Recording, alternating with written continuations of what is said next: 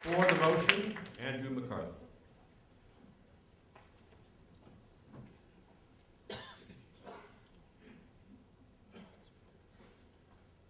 Thank you very much.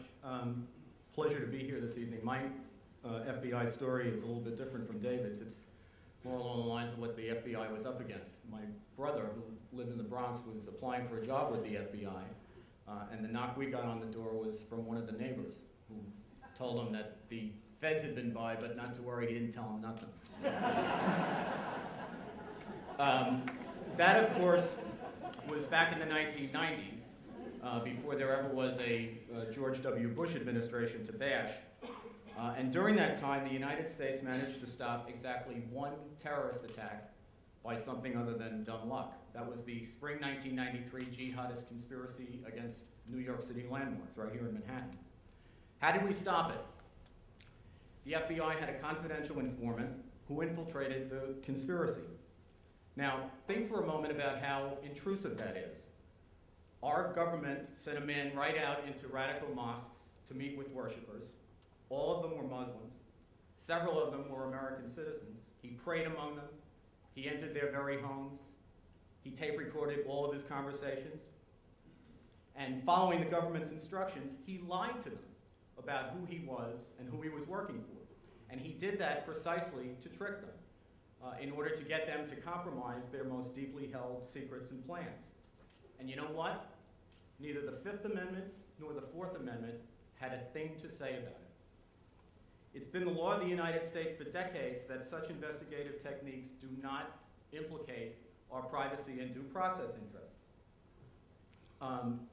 As a result of that, there were no court orders for those tactics, no judicial supervision, no supervision of any kind for the most intrusive tactics imaginable. And had those tactics not been used, thousands of New Yorkers would have lost their lives in those attacks. That's not me conjuring up a nightmare scenario. That's not me trying to tap into your fear. That's a case that actually happened right down here in Manhattan. It's the kind of investigating that didn't happen before 9/11, when nearly 3,000 people were killed, and didn't happen in connection with most of the completed atrocities that were the subjects of the trials that took place in the 1990s. And the executive branch, without judicial supervision and without much congressional oversight to speak of, has intercepted and electronically eavesdropped on enemy communications in every war in the history of the United States since it's been technologically possible to do so. It's a simple fact. You cannot get good, actionable intelligence, the intelligence that saves lives, without monitoring what people are saying to each other, and without watching the bad guys to see who they speak to so that you can map out these organizations. That's just common sense. The most dangerous conspirators are, generally speaking, the most insulated conspirators. It takes wiretapping to ferret them out. In the 1930s, the government got Al Capone on tax evasion. That's all they could come up with. But in the 1990s, the government got John Gotti on about 25 homicides. How did they do it? They listened to what he was saying. They bugged his conversations. Today, of course, we're not talking about mafia hits. We're talking about mass murders of our citizens. Not just law enforcement, but national security. All of our liberties are precious. On that, I think every panelist here is in agreement, as David said before. But none of our liberties is worthy of the name unless we can secure the country. And all our liberties are valuable, but none of them is as valuable as the collective right to life that belongs to all of us collectively together in our national community. To protect that right, we have to do surveillance. We're fighting an enemy that does not have a territory to defend. It does not have a treasure that we can destroy them by taking. Our only defense is surveillance. Finding out who they are, trying to figure out what they might strike next. And stopping them is far more important than prosecuting them. Prosecutions become cold comfort when the death tolls start to climb into the hundreds and the thousands, and we've seen that. That's not a scare tactic. Against such daunting risks, privacy interests fretted over by our friends on the other side are frankly trifles.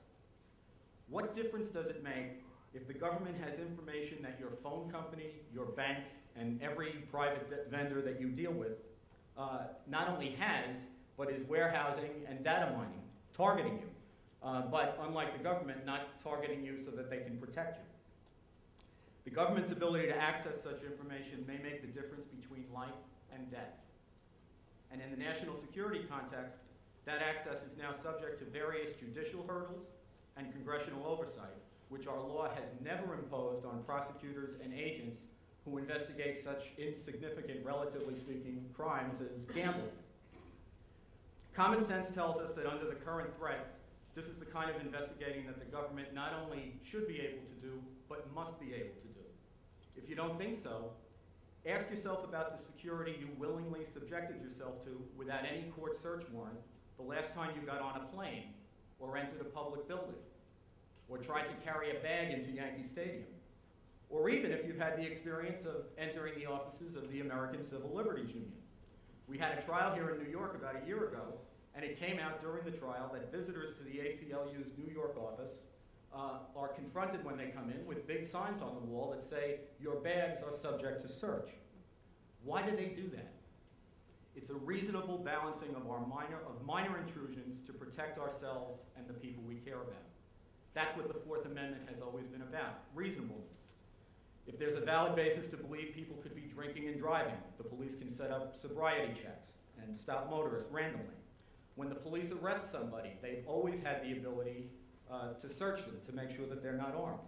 If you work in a regulated industry, the government can compel you to provide information and even do spot checks. None of this requires a judicial warrant. None of it requires probable cause.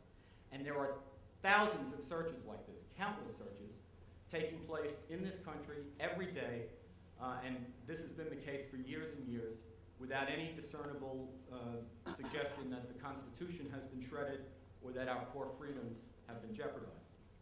The thing all the exceptions I'm talking about have in common, besides being reasonable restraints on our freedom, is that none of them is nearly as important as protecting our national security, the safety of us all collectively.